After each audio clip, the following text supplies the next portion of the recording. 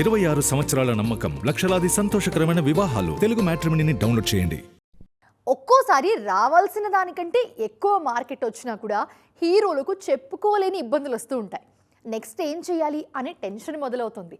చేసిన ఆడియన్స్కు నచ్చుతుందా, ఆ మార్కెట్ మళ్ళీ నిలబడుతుందా అనే అనుమానాలు కూడా ఉంటాయి. రిషబ్ శెట్టి విషయంలో ఇదే జరుగుతుంది ఇప్పుడు. అందుకే కాంతారా తర్వాత ఈయన ప్లానింగ్ డిఫరెంట్ గా కనిపిస్తోంది. కాంతారా ఫ్రాంచైజ్ తో ఏకంగా 1250 కోట్లకు పైగా వసూలు చేసి పాన్ ఇండియా స్థాయిలో తిరుగులేని స్టార్డమ్ సొంతం చేసుకున్నారు రిషబ్ శెట్టి. ఆ మార్కెట్ అలాగే నిలబెట్టుకోవడానికి ఆచితూచి అడుగులేస్తున్నారు ఈయన. ఈ క్రమంలోనే జై హనుమాన్ లాంటి యూనివర్సల్ సబ్జెక్ట్ తో మరోసారి పాన్ ఇండియా ఆడియన్స్ ను టార్గెట్ చేస్తున్నారు.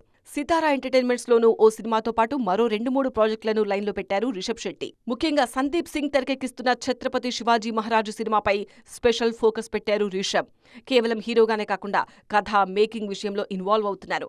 కాంతారా మ్యాజిక్ రిపీట్ అయ్యేలా శివాజీ బయోపిక్ ను కూడా 2 భాగాలుగా తీసుకొచ్చేందుకు మేకర్స్ ప్లాన్ చేస్తున్నారు. 500 కోట్లతో రానున్న శివాజీ బయోపిక్ ముందు చాలా పెద్ద సవాళ్లే ఉన్నాయి. గత ఏడాది సంభాజీ కథతో ఛావా, ఈ ఏడాది శివాజీ కథతో రితేష్ దేశ్ముఖ్ వీర్ శివాజీ బ్లాక్ బస్టర్ అయ్యాయి. కాబట్టి బేసిక్ గానే రిషబ్ సినిమాను ఆ బయోపిక్స్ తో పోలుస్తారు.